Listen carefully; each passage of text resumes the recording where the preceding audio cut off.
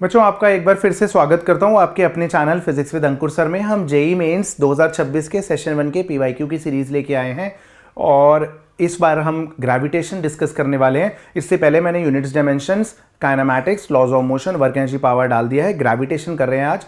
इसके बाद हम सेंटर ऑफ मास, कोलिजन्स करेंगे, फिर सर्कुलर मोशन, रोटेशनल मोशन पे आ जाएंगे। आइए देखते हैं कि ग्रेविटेशन से कितने क्वेश्चन आए। टोटल 10 सेशन, 10 एग्जाम्स हुए हैं जनवरी सेशन में, उसमें ग्रेविटेशन के पर्टिकुलरली कितने क्वेश्चन आए हैं। तो Kepler's law and universal law of gravitation से एक क्वेश्चन है, gravitational potential and gravitational potential energy से एक क्वेश्चन है, और सैटेलाइट्स और एस्केप वेलोसिटी से 3 क्वेश्चन है। सैटेलाइट्स एंड एस्केप वेलोसिटी काफी इंपॉर्टेंट टॉपिक है ग्रेविटेशन का। तो आपको जेई मेंस के पेपर से ऐसे मत समझिए कि ग्रेविटेशन एक इंपॉर्टेंट चैप्टर नहीं है, क्योंकि बच्चों जेई मेंस में 25 क्वेश्चन होते हैं और नीट में 45 क्वेश्चन होते हैं। तो आप एक्स्ट्रापोलेट कर सकते हैं कि नंबर ऑफ क्वेश्चंस डबल होंगे बेसिकली। तो एवरेज तौर पे मान लीजिए कि नीट के पेपर में 1 से 2 क्वेश्चन ग्रेविटेशन के आ जाते हैं। इसके हिसाब से देखा जाए तो 1 बनना चाहिए, वैसे यूजुअली 1 से 2 क्वेश्चन आ जाते हैं। आपने एक चीज देखी है कि सिलेबस कंप्लीशन कितना इंपॉर्टेंट है। आपने देखा कि काइनेमैटिक्स में मैंने आपको कराए थे 7 क्वेश्चन आए थे काइनेमैटिक्स के। काइनेमैटिक्स का मतलब ये था motion in straight line, differentiation, integration, calculus, vectors, relative velocity, projectile. अभी सर्कुलर मोशन के नहीं कराए मैंने। तो इतने टॉपिक से सिर्फ 7 क्वेश्चन आए जेई मेन के 10 सेशंस में, मतलब एवरेज 1 या 1 से कम क्वेश्चन। तो ये बहुत मैटर करता है, बहुत इंपॉर्टेंट है कि आप अपने सिलेबस को कंप्लीट करें। आपको लॉजिक गेट्स आना चाहिए, आपको मॉडर्न फिजिक्स आनी चाहिए, आपको वेव ऑप्टिक्स आना चाहिए, आपको इलेक्ट्रोमैग्नेटिज्म आना चाहिए। ये नहीं कि आप पागलों की तरह motion in a straight line को 100 घंटे कर रहे हैं। तो ये चीज याद रखिए कि syllabus completion is the key to success. अगर आप सिलेबस कंप्लीट कर लेंगे, कॉन्फिडेंटली उसको रिवाइज कर जाएंगे, तो बहुत है इतना आपके लिए। ये नहीं कि आप नए सोर्सेज से आप सोच रहे हैं कि सिर्फ क्वेश्चन ही करते रहें। एक सबसे खराब चीज जो बच्चे कर रहे हैं, मैं आपसे डिस्कस करना चाहता हूं इन क्वेश्चन से पहले, वो ये है कि कुछ बच्चों ने बोला कि सर अब नोट्स रिवाइज करने का तो टाइम नहीं है, तो क्या बस आप क्वेश्चन कर लें। अब बिना नोट्स रिवाइज करे जब क्वेश्चन करेंगे तो उसमें एक्यूरेसी तो घटेगी ना। अब आपको वो देखना पड़ेगा कि अगर आपके टीचर ने 250 ही पेज करा रखे हैं, आप ऑनलाइन पढ़ते थे किसी बड़े प्लेटफॉर्म पे जो ये क्लेम करना चाहते हैं कि सारा उनका पढ़ाया हुआ पेपर आया, तो उन्होंने एक चैप्टर को 250 पेज पढ़ा दिया जिससे कि कुछ छूटे ही ना, तो 600 घंटे की फिजिक्स के लेक्चर बन गए। पूरा फिजिक्स, केमिस्ट्री, बायोलॉजी का कोर्स 600 घंटे का होता है। अगर टीचर कॉम्पैक्ट तरीके से सब कुछ पढ़ाना चाहता है तो टोटल कोर्स ही 600 घंटे। लोग सिर्फ फिजिक्स ही 600 घंटे पढ़ा देते हैं, तो बच्चा अंत में नोट्स ही रिवाइज नहीं कर पा रहा। ऊपर से क्या गलती करते हैं कि नोट्स लिखे नहीं है, बस पीपीटी की वो टेलीग्राम पे जाके पीपीटी उठा ली, तो वो आपको इतनी सारी लिखो कि पीपीटी पे जरा सा लिखा जाता है, रजिस्टर के पेज पे काफी डेटा आता है, तो ऐसा लगता है 250 पेज हैं करने के लिए। तो बच्चों, नोट्स को थोड़ा इंटेलिजेंटली, थोड़ा तरीके से रिवाइज कर लीजिए। सिमिलर टाइप के क्वेश्चंस हैं तो तुम से थोड़े कम कर लीजिए, बट नोट्स रिवाइज करने के बाद क्वेश्चन प्रैक्टिस करेंगे तो उससे आपको फायदा होगा, ठीक है ना। और बहुत ज्यादा नंबर बढ़ाने की जगह कोशिश करिए कि आप हर सिलेबस के हर चैप्टर को कवर अप करके जा रहे हैं। नीट में तो ये बहुत इंपॉर्टेंट है। जेईई एडवांस का पेपर नहीं है कि अगर रोटेशन का क्वेश्चन आया तो बस उसे तोड़ दो, इलेक्ट्रोस्टैटिक्स छूट गया तो छूट गया, ठीक है। आइए स्टार्ट करते हैं। ग्रेविटेशन का पहला क्वेश्चन जो आया बच्चों, वो आया हमारा 21 जनवरी की मॉर्निंग शिफ्ट में। क्वेश्चन क्या है देखिए।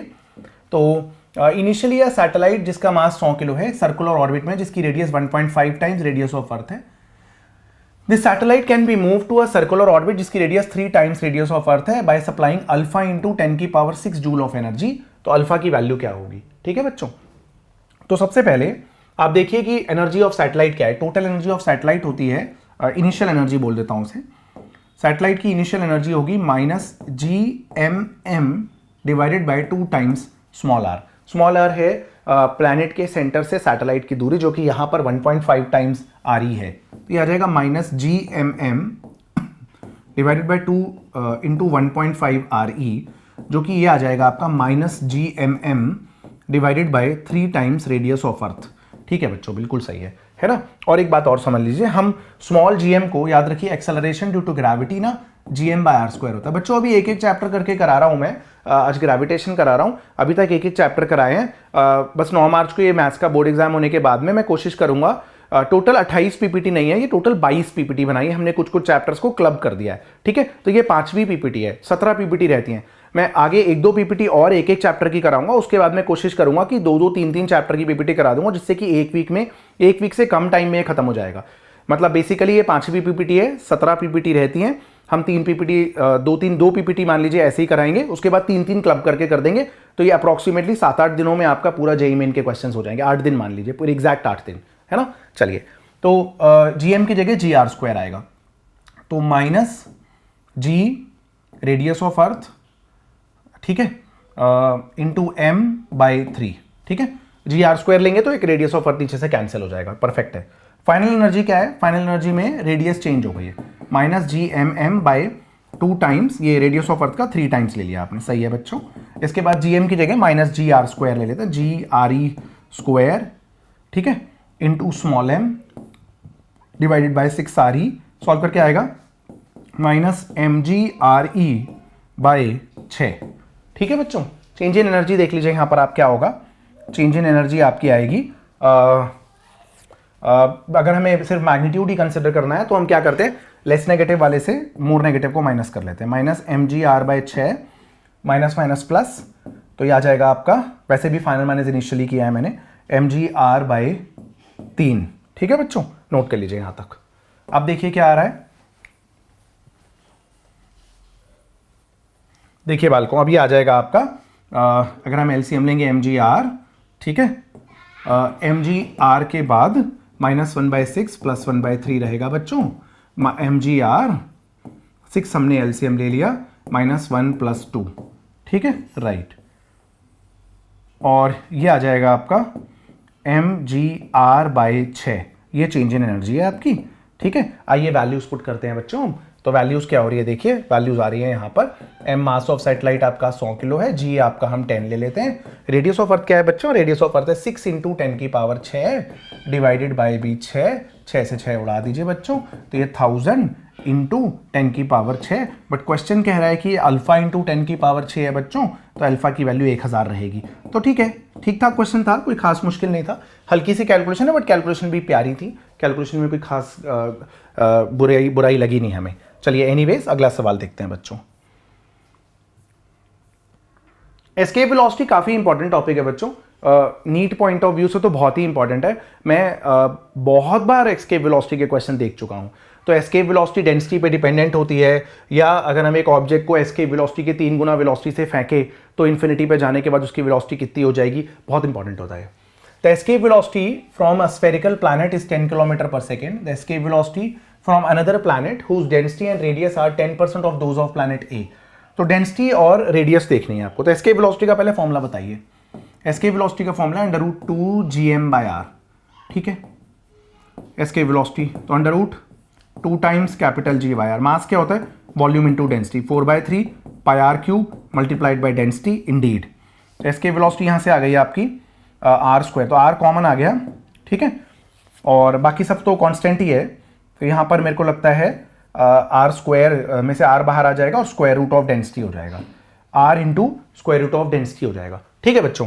तो अब एस्केप वेलोसिटी की कहानी क्या बोल रहे हैं आपसे, एक प्लैनेट पे एस्केप वेलोसिटी है 10 किलोमीटर पर सेकेंड, 10 किलोमीटर पर सेकेंड एस्केप वेलोसिटी है, और radius root density divided by दूसरे प्लैनेट पे एस्केप वेलोसिटी पूछी है, उसकी रेडियस 10% है, मतलब 0.1 है आर का, और उसकी डेंसिटी भी 0.1 टाइम्स है डेंसिटी के, ठीक है। आर और रो कैंसिल कर दीजिए, आर और रूट रो कैंसिल हो गया, तो क्या आया, ये वी ई डैश आ गया आपका, ये आ गया आपका 10 किलोमीटर पर सेकेंड को 10 की पावर 3 से मल्टीप्लाई करिए, और 0.1 को 1/10 लिखिए, और ये वाले √0.1 को रूट में 1/10 लिखिए, तो ये 10 से 10 उड़ गया। अब क्या आया, 100 इंटू 10 बाई √10, ये सॉल्व करके आता है आपका 100√10 मीटर पर सेकेंड, ठीक है बच्चों। तो आसान सवाल था, 100√10 मीटर पर सेकेंड, ऑप्शन डी आपका बालकों करेक्ट आंसर रहेगा।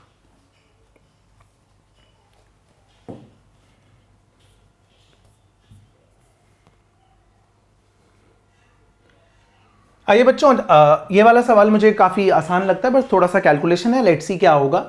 नेट ग्रेविटेशनल फोर्स, फोर्स की जगह फील्ड बोलते हैं तो अच्छा रहता है, क्योंकि मुझको डेटा में कुछ दिक्कत लगती है। एनीवेज आंसर तो आएगा, at the centre of a square is found to be F1। तो फोर्स तो तब होगा जब यहाँ पर कोई मास रखा हो, तो बेसिकली वो फील्ड की बात करें, यहाँ पर मान लो 1 kg का मास रखा है ना, तो 4 पार्टिकल्स जिनका मास m 2m 3m 4m रखा हुआ है, ठीक है, तो फोर्स है F1, सेंटर वाले मास पे फोर्स है F1 मान लेते हैं, ठीक है। उसके बाद क्या कह रहे हैं, F1 निकाल लेते हैं पहले, तो फिर F1 फिर एक F2 भी बोला है, वो निकालना है हमें। तो F1 क्या होगा सुनिए, हम ना इस लेंथ को R ले लेते हैं कैलकुलेशंस को सिंपल रखने के लिए, मतलब ये OA OB OC और OD हम R ले लेते हैं, सारे इक्वल ले लेते हैं, ठीक है। अब सुनिए, 1 kg को 4m अपनी तरफ खींचेगा, 2m अपनी तरफ खींचेगा, तो नेट फोर्स आएगा नेट बेसिकली 2m मास बच जाएगा और उसकी वजह से फोर्स आएगा, ठीक है। और कितना आएगा ये, let us call this as FA, ठीक है। और ये आएगा GM1 बाय डिस्टेंस स्क्वायर, सही है। यहां पर क्या हो रहा है, यहां पर कैपिटल M अपनी तरफ खींच रहा है, 3m अपनी तरफ खींच रहा है। 3m वाले का बेसिकली नेट इफेक्टिव 2m बन जाएगा, क्योंकि इसका GM/r², इसका G into 3m/r², G into 3m/r² में से GM/r² माइनस करेंगे तो G इंटू 2m/r² आ जाएगा, ठीक है। तो ये आ जाएगा, ये भी GM नहीं है, ये G इंटू 2m है बच्चों, sorry, G into mass 2m बचेगा, 2m/r², ठीक है। और वो वाला भी क्या है, G इंटू 2m बचेगा नेट। आप समझ गए ना बच्चों मैं क्या बोल रहा हूं। सुनिए, इसकी वजह से फील्ड इसकी तरफ G 4m/r², इसकी वजह से इसकी तरफ G 2m/r², सब ट्रैक करेंगे तो G 2m/r² इसकी तरफ बचेगी, आप समझ गए। इसकी वजह से G 3m/r², G m/r², net कितनी बची, G 2m/r², आप समझ गए, है ना। अब रिजल्टेंट निकलेगा, तो रिजल्टेंट क्या निकलेगा, इसका √2 टाइम्स, क्योंकि 90 डिग्री होती है तो √2 टाइम्स G इंटू 2m/r², है ना। रिजल्टेंट लेंगे अगर आप, ये 90 डिग्री एंगल होता है, तो ये आ गया F1। तो चलिए F1 तो प्राप्त हो चुका है, कुछ और भी बोल रहे हैं क्वेश्चन के अंदर, आइए पूरा डेटा पढ़ते हैं क्या बोलना चाह रहे हैं, ठीक है। And it is F2 when the positions of 3m and 4m are interchange, ठीक है। तो इसको 3m कर दिया आपने और अब आपने इसको 4m कर दिया है, ठीक है भाई। अब फोर्स F2 हो गया है, ठीक है। तो F1 और F2 का रेशियो α/√5 है, अल्फा पूछ रहे हैं, ठीक है भाई, निकाल लेते हैं। तो सुनिए, यहां पर अगर आपसे सेंटर पे 1 kg का मास रख दिया, डिस्टेंस वही रखिए r, तो भाई G into 3m/r², G into 2m/r², तो GM/r², GM/r², G into m/r², G into 4m/r², तो G इंटू 3m/r², इंडीड। बस फिर अब रिजल्टेंट निकाल दीजिए इन दोनों का, ठीक है ना। तो F2 क्या होगा, अंडर रूट में GM/r² का स्क्वायर प्लस 3GM/r² का स्क्वायर, तो GM/r² आप बाहर ले लीजिए, अंडर रूट में 1 का स्क्वायर प्लस 3 का स्क्वायर, तो कितना आएगा, F2 GM/r² इंटू √10, ठीक है बच्चों, राइट। देखो अब F1/F2 कितना आएगा, यह आएगा आपका √2 G इंटू 2√2 लिख लेते हैं, चलिए 2√2 GM/r² डिवाइडेड बाय बाल को √10 और फिर से GM/r², तो GM/r² से GM/r² तबाह कर दीजिए, बिल्कुल करिए आप, कर दिया, कर दिया। फिर क्या बचा, 2√2/√2 इंटू √5, √2 से √2 तबाह। अब इन्होंने बोला α/√5, ये α/√5 है, तो कंपेयर करने पे अल्फा की वैल्यू 2 प्राप्त हो गई प्यारे बच्चों, अल्फा की वैल्यू 2 है, option number A correct answer रहेगा। तो कोई खास बात नहीं थी, न्यूटन्स लॉ ऑफ ग्रेविटेशन का सिंपल क्वेश्चन था, सुपरपोजिशन प्रिंसिपल पे, आपको पेशेंटली करना है, आंसर आएगा, कोई बड़ी बात नहीं थी, आसान सवाल था, बिल्कुल कोई दिक्कत ही नहीं है। ग्रेविटेशन में मुझे अभी तक कोई मुश्किल सवाल नहीं दिखा, ठीक है। आइए चलिए, कोई अंग्रेजी का सवाल आ गया बाल को। Given below are 2 statements. Statement 1 है, satellite is moving around earth in a orbit very close to the earth surface. The time period of revolution of satellite depend upon density of earth, ठीक है। तो अगर एक satellite ना बहुत close revolve करती है तो उसका फॉर्मूला होता है 2π√r/g, यही होता है भाई, यही होता है। 84.6 मिनट आता है, 84.6 मिनट ना बालकों फिजिक्स के अंदर 3-4 बार आता है। अगर एक सैटेलाइट अर्थ के बहुत क्लोज ऑर्बिट कर रही है तो उसकी रिवोल्यूशन का टाइम पीरियड 84.6 मिनट होता है। दूसरा सोचिए आप, ग्रेविटेशन में एक और जगह पर होता है कि अगर अर्थ के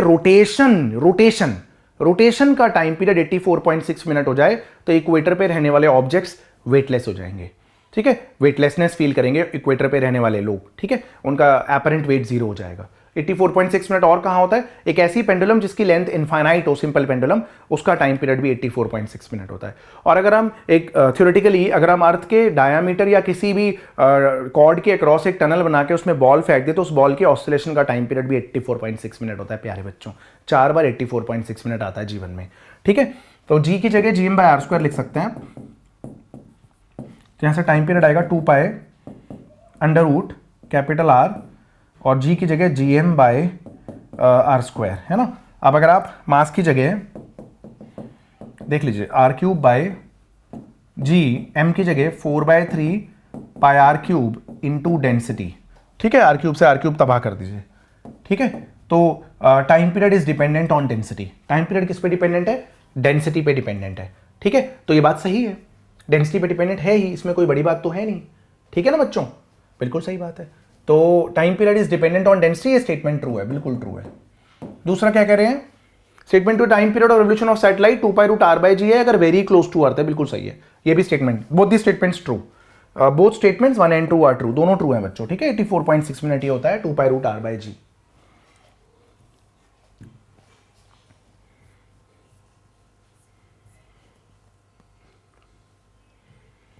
आइए बालकों देखते हैं ये वाला सवाल क्या पूछ रहा है ग्रेविटेशन का। सवाल है बालकों, 3 masses 200 किलो, 300 किलो, 400 किलो और placed at the vertices of an equilateral triangle जिसकी साइड 20 मीटर है। ठीक है, रखो भाई रखो रखो, कुछ तो निकलवाना ही होगा, मास तो रखने ही पड़ेंगे। 200 किलो बालकों, 300 किलो बालकों और 400 किलो बालकों। ठीक है, और इक्विलेटर ट्राइंगल की साइड 20 है, 20 है और 20 है। ठीक है, ठीक है। अब ए, बी और सी पोटेंशियल एनर्जी, अच्छा क्या पहले देखते हैं एनर्जी है फोर्स है। They are rearranged on the vertices of a bigger triangle जिसकी साइड 25 मीटर है, वो भी इक्विलेटरली है। ठीक है, with the same centre, centre same है। Work done in the process क्या होगा? तो भाई आपको बेसिकली पोटेंशियल एनर्जी का चेंज निकालना है ना। तो इनिशियल पोटेंशियल एनर्जी क्या है सुनिए, minus G 200 into 300, 200 into 300 bye 20। ठीक है, minus G 300 into 400, 300 into 400 bye 20, minus G 200 into 400 bye 20। ठीक है बच्चों, ठीक है। अब देखिए यहां से 0 से 0 उड़ा दीजिए, 0 से 0 उड़ा दीजिए, 0 से 0 उड़ा दीजिए, तो पोटेंशियल एनर्जी इनिशियल क्या आएगी? और ये आएगा 100 और ये हो जाएगा आपका 30 है तो 3000 हो जाएगा, माइनस 3000 जी, ये क्या है? ये आ जाएगा 20, माइनस 6000 जी और ये आ जाएगा 20 और ये हो जाएगा 4000, माइनस 4000 जी। ठीक है, इनिशियल एनर्जी कितनी आएगी? Not 13000, minus 13000 times capital G. ये इनिशियल पोटेंशियल एनर्जी है सिस्टम की। ठीक है बच्चों, कोई दिक्कत ही नहीं है। माइनस में 13000 कैपिटल जी। ठीक है बच्चों, सही है। अब हमने क्या करा, इसको रीअरेंज कर दिया, सेम ट्राइंगल की बस साइड्स बड़ी कर दी, सेंटर सेम है। ठीक है, तो फिलहाल मैं इधर बना दे रहा हूं। ठीक है, अब आपने क्या करा, अब आपने ट्राइंगल को बड़ा कर दिया, 25 मीटर कर दिया, बाकी सब सेम है, 200, 300 किलो और बालकों 400 किलो। ठीक है, 25 मीटर 25 मीटर 25 मीटर। अब आप सिस्टम की फाइनल पोटेंशियल एनर्जी निकाल दीजिए। क्या आएगी बालकों फाइनल पोटेंशियल एनर्जी? सिस्टम की फाइनल पोटेंशियल एनर्जी होगी minus G 200 into 300 divided by 25, minus G 300 into 400 divided by 25, minus G 400 into 200 divided by 25। ठीक है बालकों, पेयरिंग देख लीजिएगा, 200 300, 300 400, 400 200, सही है भाई। फाइनल एनर्जी देखिए बालकों, तो इसमें हम कुछ उड़ा लेते हैं, तो इसको ना हम कितना कर लें, 8 कर लेते हैं। ठीक है, ये 8 हो गया, इधर काट लेते हैं, इसको कितना हो गया, ये 16 हो जाएगा। ठीक है, इसको काट लेते हैं, कितना हो जाएगा, 8 हो जाएगा। भाई लोगों देखो, अब 8 इज 24, माइनस 2400 जी, माइनस 2400 जी। ठीक है, ये कितना हो गया, 16 3 48, माइनस 4800 जी, सही है। ये 8 चौक 32, minus 3200 capital G. Final energy कितनी आई बालकों? ये आई आपकी 5 8 रुकिए चेक कर लें एक बार हम, 16 3 48, ठीक है, 4800, 8 3 24 और 8 4 32। ठीक है, तो ये हो गया 5 3 8 10,400, माइनस का बालकों 10,400 कैपिटल जी। सही है, परफेक्ट है बच्चों। अब चेंज इन एनर्जी कितना हो गया, चेंज इन एनर्जी निकाल दीजिए बस आप, final energy minus initial energy. ठीक है भाई, जो एनर्जी में बढ़ोतरी हुई है वही तो वर्क डन है बेसिकली, और क्या है। हाँ ठीक है, तो minus 10,400 capital G plus 13,000 capital G, ये आ जाएगा 2,600 कैपिटल जी। ऐसे ही दे देते ऑप्शन तो बढ़िया लगता है यार, कैलकुलेशन भी करा रहे हैं बाल को। 2600 इंटू 6.67 10 की पावर -11 बाल को। 26 इंटू 6.67 10 की पावर में -9। अच्छा -9 तो ऑप्शन ही नहीं है, वैसे भी मल्टीप्लाई करना पड़ेगा भाई लोगों। तो ऐसा करते हैं कि 26 इंटू 6.6 करते हैं। तो 26 इंटू 6.6, तो 6 6 36, 6 2 12 और 3 15। फिर से वही आएगा 6 5 1 6, ये हो गया 11, हाँ ये 7 17, ठीक है। तो 171.6 आ रहा है भाई लोगों। हाँ ठीक है, तो अगर 171.6 इंटू 10 की पावर -9 आ रहा है ना भाई लोगों, तो आएगा 1.71 10 की पावर -7। मैंने पूरा मल्टीप्लाई नहीं किया इसलिए ऐसा हो रहा है, तो ये अप्रॉक्सीमेटली आंसर 1.74 बन रहा होगा। वो 6.67 था ना, मैंने 6.6 कर लिया बाल को, ठीक है। तो आई होप आप समझ गए, option number B correct answer है। ग्रेविटेशन काफ़ी प्यारा आया, कहीं कोई क्वेश्चन में कलेश नहीं था ग्रेविटेशन। तो इससे ये साबित होता है कि जब जेईई मेंस में ही आसान है ग्रेविटेशन, तो नीट में भी ग्रेविटेशन एक काफ़ी स्कोरिंग चैप्टर है बच्चों, ठीक है। तो ग्रेविटेशन में, और मैं आपको बताता हूं केपलर्स लॉस और एस्केप वेलोसिटी, ये सुपर इंपॉर्टेंट सवाल, सुपर इंपॉर्टेंट कॉन्सेप्ट्स है नीट एग्जाम के लिए, ठीक है। ये हो गए हमारे इतने से क्वेश्चन ग्रेविटेशन के। एक्चुअली जेईई मेंस में नंबर ऑफ क्वेश्चंस कम होते हैं काफी, ठीक है। तो इस पीपीटी में भले ही मैंने सिर्फ ग्रेविटेशन कराया बच्चों, अब ये 5वीं पीपीटी है, 17 पीपीटी रह गई। 2 और चैप्टर में आपको सिंगल सिंगल कराऊंगा, उसके बाद मैं आपको 5 दिनों में सारी खत्म करा दूंगा, हर रोज की 3 पीपीटी करा के, ठीक है। आई होप आपको चीजें समझ आ रही होंगी। All the very best for your exam प्यारे बच्चों।